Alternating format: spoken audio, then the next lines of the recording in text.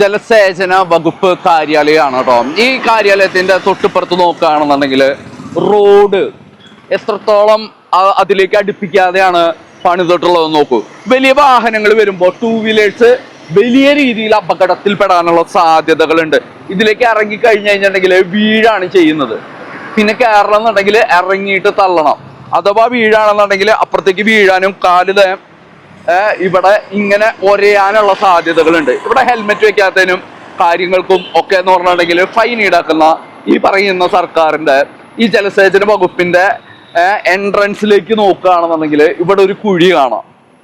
അതേപോലെ തന്നെ നിരത്തില് ജലസേചന വകുപ്പിന്റെ ഓടുന്ന ഒരു വണ്ടി കാണിച്ചു തരാം.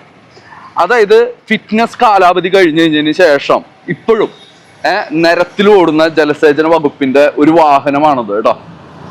അപ്പോ ഈ പറയുന്ന രീതിയിലാണ് ഇവിടുത്തെ ഗവൺമെന്റ് എന്ന് പറയുന്നത് സഞ്ചരിക്കുന്നത്. അതായത് എൻട്രൻസും നടപ്പാതകളും നോക്കിക്കോളൂ കേട്ടോ, മൊത്തം തകർന്നു എടുക്കാണ്.